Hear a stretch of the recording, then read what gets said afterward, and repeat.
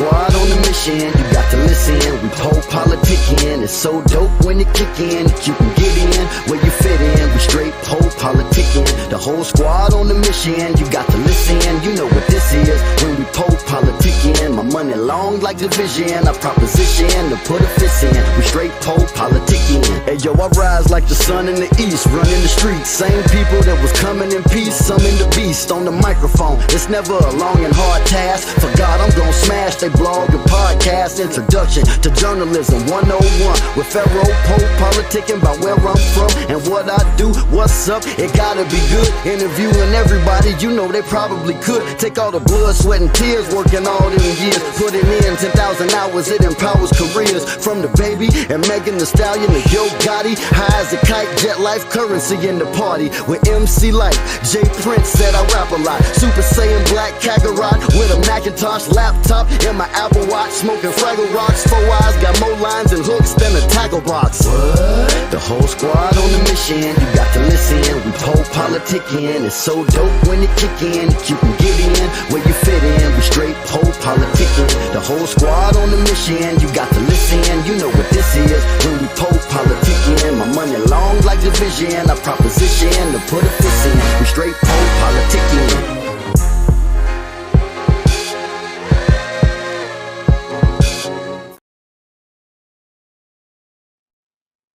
All right, y'all. Welcome back to PoPolitickin.com, your home for self-help meets hip-hop. Right now, we're live on Facebook, Twitch, Twitter. It's X now. But check us out on Spotify, Apple too. 1212. I'm in the place to be with a kid called Quest. How you doing, bro? Peace. What's going on, my man? How's everything? I'm good. I say your name sound real familiar.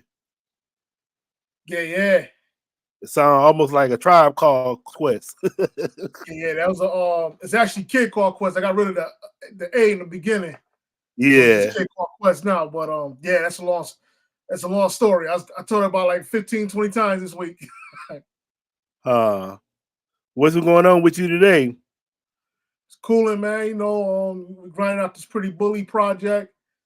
That's getting love all over right now, man. I was actually in the middle of sorting out my compilation album too. That's gonna be dropping pretty soon called Euphonious. Got this beat battle on Buffalo coming up actually Friday. I gotta get ready for that too. So just got a lot going on right now. Yeah, I was looking at your background a little bit. Like we started around the same year. I saw it said one of your somebody on your page said established 2008. Yeah. So what made you get in the game? What motivated you to get in the game?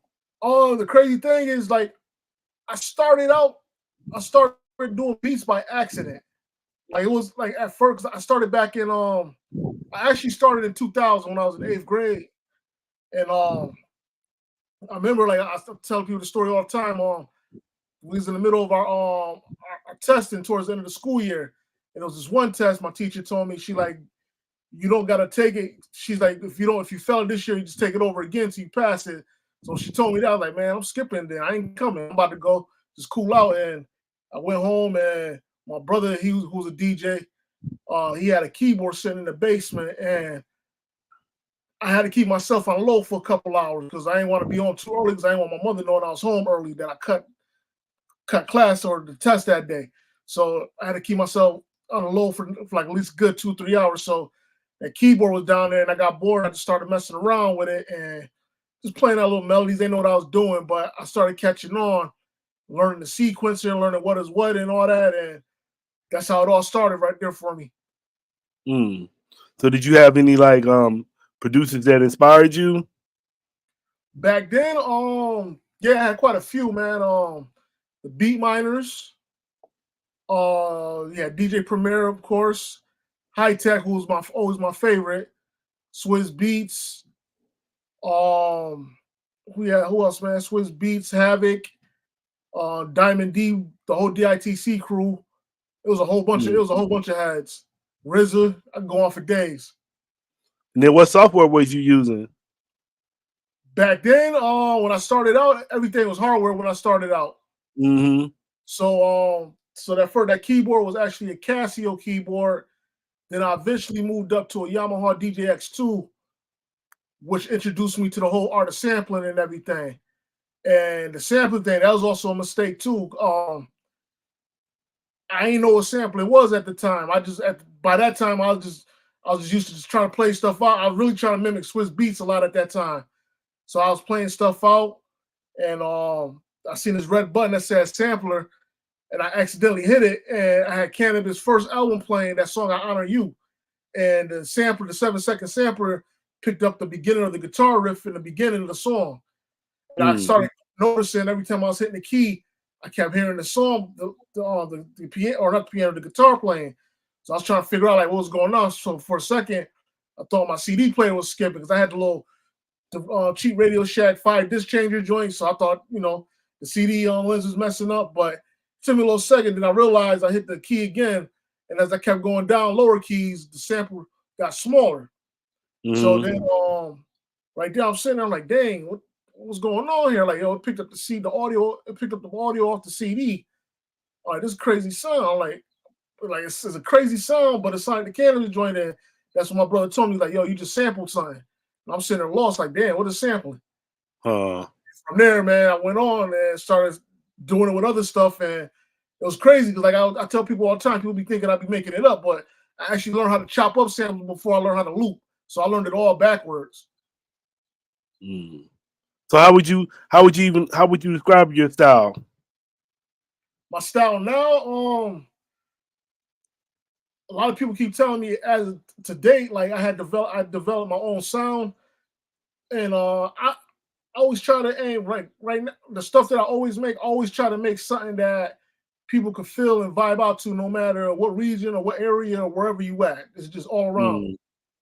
It's an all around sound. Yeah, I forgot to ask you. I don't think I asked you I asked you off camera. Where you from again? Rochester, New York. It's cold out there right now. Y'all good? It's okay right now. It's real rainy right now. Yeah, I'm in San Diego. San Diego, how the weather out there right now? Oh man, we good out here. It's always we kind of by the beach, so it ain't really never get too cold, never really get too hot.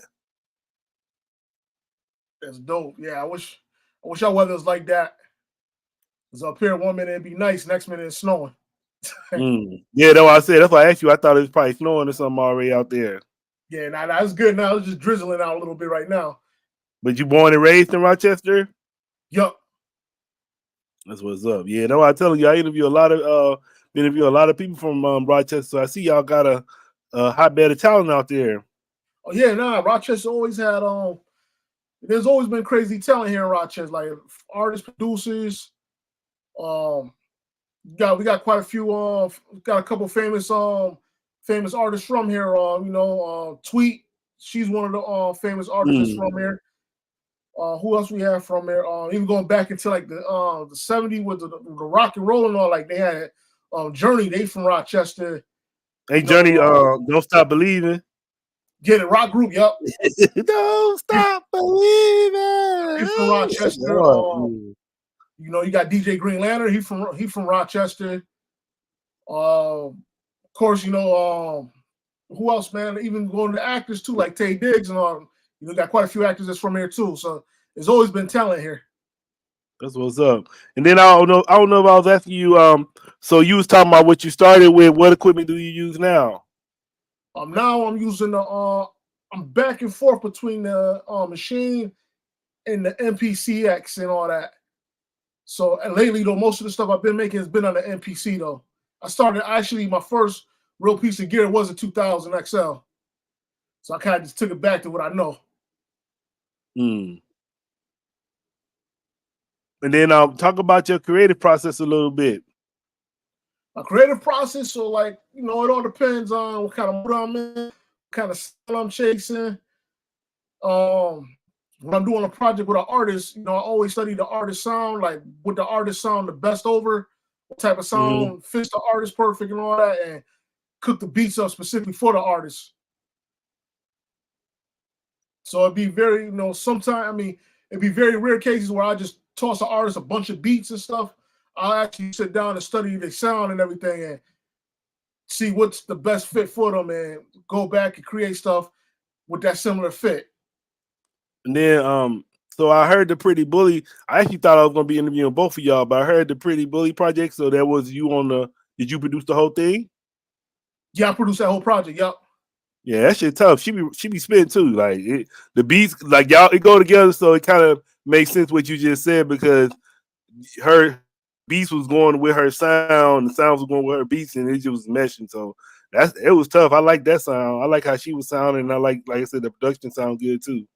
Thanks, man. Appreciate it. Yeah, she went in on that. How did y'all meet and come out with that? We ended up linking. My man L Biz came to the studio, and my man Damo, and Damo brought Pretty Bully along with him, and she wanted to check out some of the joints that I had, and she heard some of the previous stuff that I did, and once we linked up, and I sent her. Well, I ain't sent her. I was playing some joints, and she's just picking beats left and right, like joints that she was feeling, and I put a pack together for her. And ever since then, we just been building and creating. So, when did y'all drop out that project? How long they been out? That project's been out for about 2 weeks now. Okay, it's pretty much new. Yeah, so we dropped that on the 29th, March 29th. All right, then you've been in for 15 plus years. Can you talk about some of your other collaborations, people you worked with? Yeah, I worked on my very first album placement was with Big Shug from the Gangstar Foundation. Shout out to Big Shug. Okay. You said from the Gangstar Foundation? Yup, Big Shug. Oh, you came in hard, huh? Yeah, that was shout out. Matter of fact, I always give him a shout out. My man Justin Bailey, from Smoke City Records. He the one that put that together. Actually, yeah, that was back in 2007, 2008. That was the album The Other Side of the Game. And second placement was with my man Mags, who actually did a joint with Sky Zoo. It was called Not Enough Words. And then from there I started working with other artists. Shout out to my man Tone for Zoos. He let me produce a joint for that he had did featuring Keith Murray. I did that joint, and then the list just kept going on and on. That's what's up.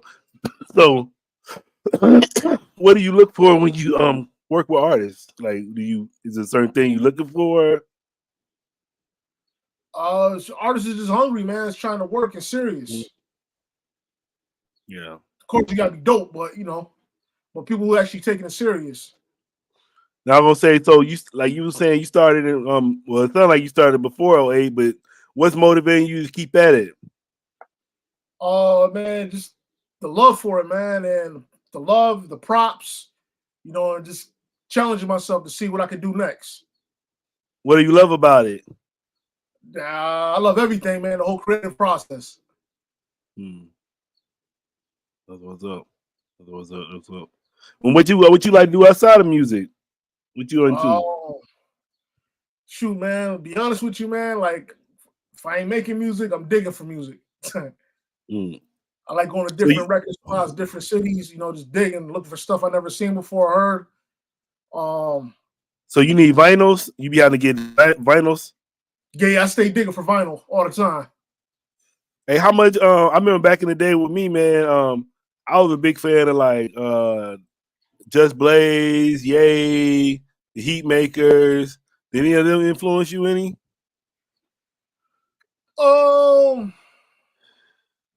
They have some, Just Blaze. I can't lie. Yeah, certain stuff that influenced me. Just Blaze, for a minute, I thought Just Blaze and Swiss Beats was gonna be neck and neck. They was kind of like, I was looking at them like rivals for a minute. Yeah, they had a similar sound back in the day. Right. They had a similar sound back in the day. Then Just Blaze sound switched it up, and he started getting more into the sample. Well, he was already sampled. He started getting more into sampling even more, like making stuff that was fitting Jay-Z and all them dudes. Because if you go back and listen, what's up? If you go back and listen to some of the earlier Just Blaze stuff, like some of the stuff he did for Killer Priest and all that, like it was like more like it was like around that Swiss Beats lane. He did songs with Killer Priest. Yup. What album was that? I believe that was that second one. The joint with what part of the game is that? I think that was the Killer Priest second album. Damn. That's the homie. He passed gas. I like Killer Priest. He a real cool guy, real humble guy too, and he's smart as hell too. Honestly, I think Just Blaze might have did that beat. What part of the game is that?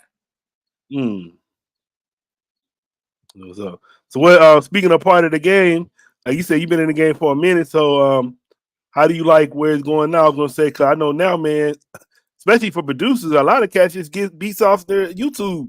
So what do you feel about where the game at now? Yeah, it's crazy right now, man. Cause it's like, I don't know, man. Like, that's what I said. It's crazy right now because a lot of dudes don't believe in paying producers their values.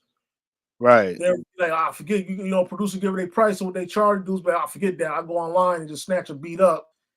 But then you also, I mean, can't just put the blame on them for being cheap. You also got to put the blame on some of these desperate dudes too that's making beats and undercutting themselves real bad.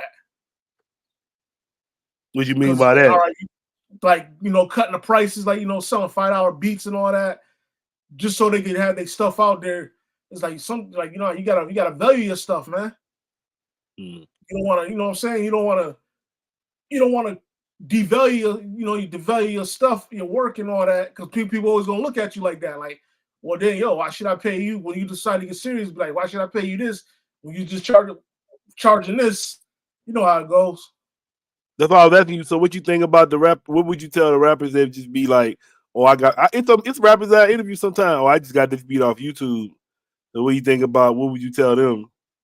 I just look at them like, all right, do what you do, whatever worked for you. But it's getting to the point now, like, you know, we used to pitch beats and all that, try to pitch beats and all that and everything. So I remember when we used to be able to get a lot of beats off for a good amount.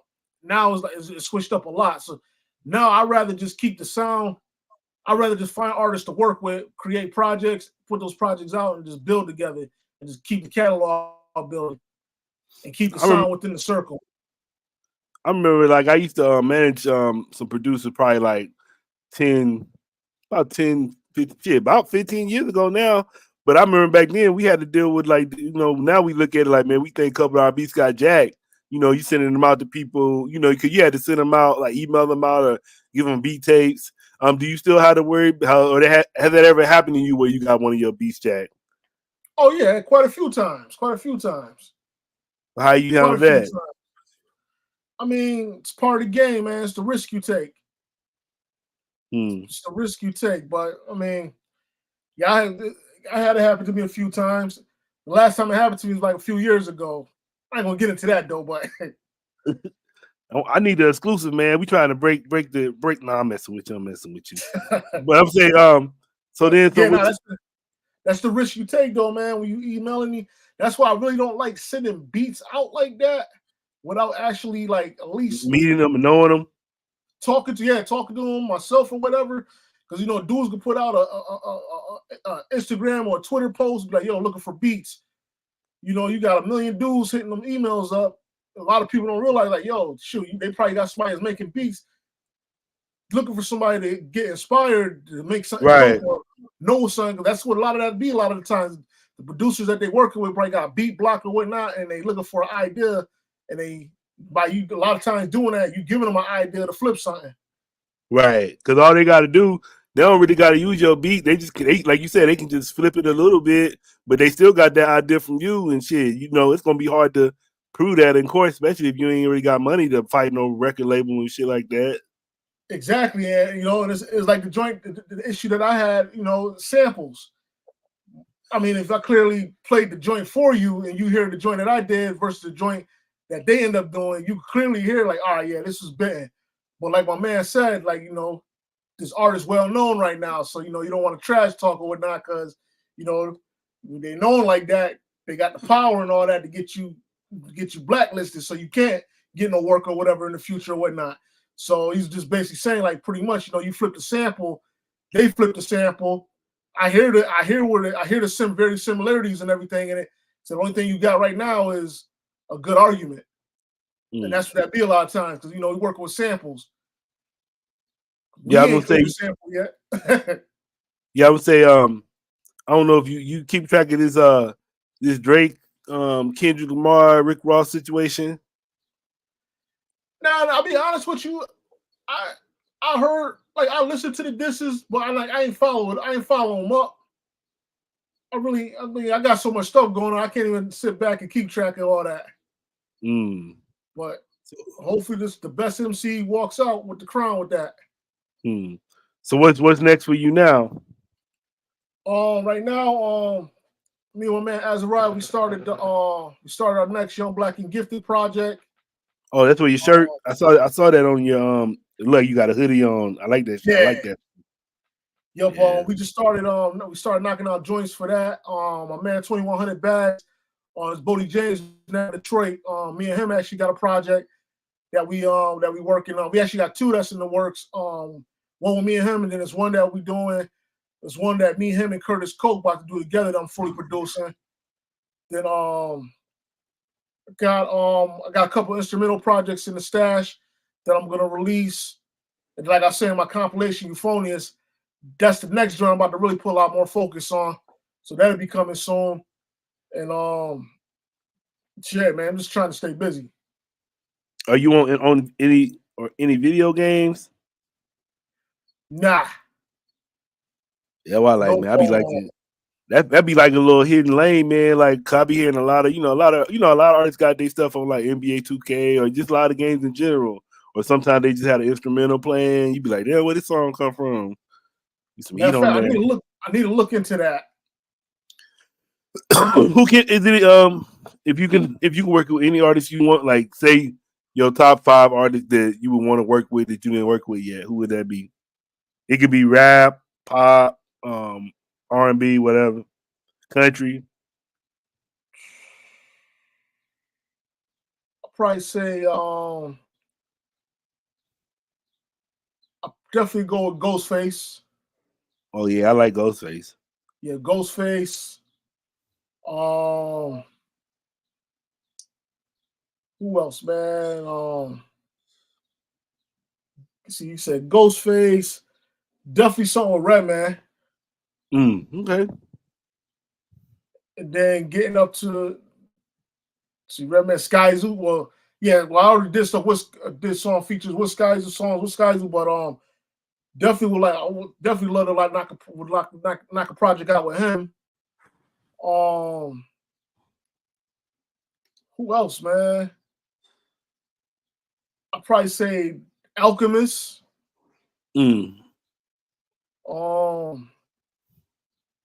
See Alchemist, man, and then if I had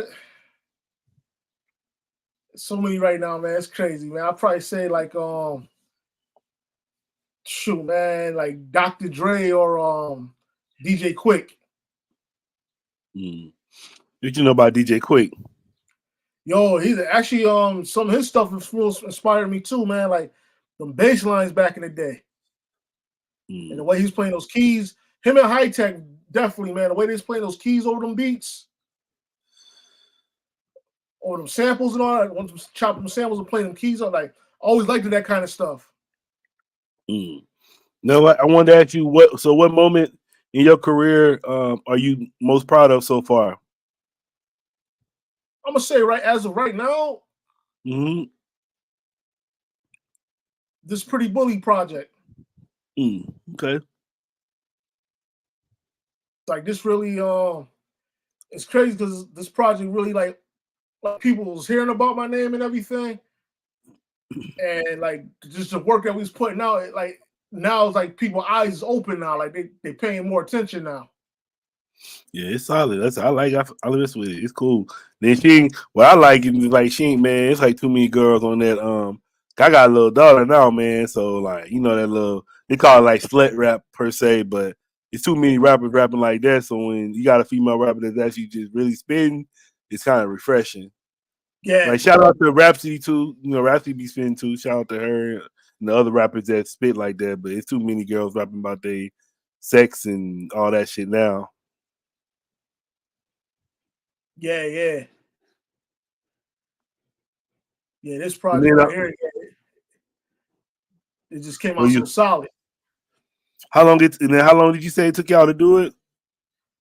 We started it back in, I gave her the beats for that back in 2022, and we had booked the studio session back in September, beginning of October, and she pretty much just went through and knocked every song out. Okay, that's what's up. Same day. Did it probably, she knocked all those out. She knocked the session out probably within like about a little bit over 2 hours. And then I want to ask you, what advice would you give to an aspiring artist, somebody trying to get in the game? What would you tell them? Man, just work and do you. Like, don't pay attention. Don't pay attention to the negative comments or whatnot. Just do you. Because at the end of the day, you know what you want out of it. And just stay working. And then what would you like to say to your fans and supporters? Yo, appreciate all the love and the support. Everybody's been rocking with me since day one. Definitely, man. A couple people I'm about to name out that's been supporting since day one. Man, Michael Ross, always been supporting. Shout out to DJ Chris G, definitely always been supporting.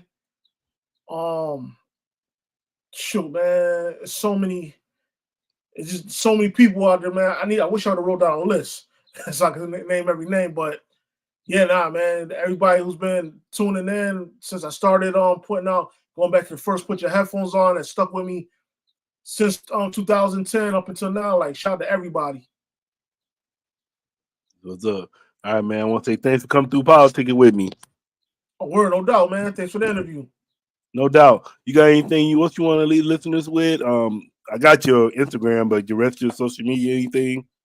Oh yeah, all social media is Kid Call Quest. Yeah, you didn't want to give me the exclusive on the name either, man. That's messed up. Man. It's a done situation though. It was a lesson learned. All right, y'all. We out till the next time. I know.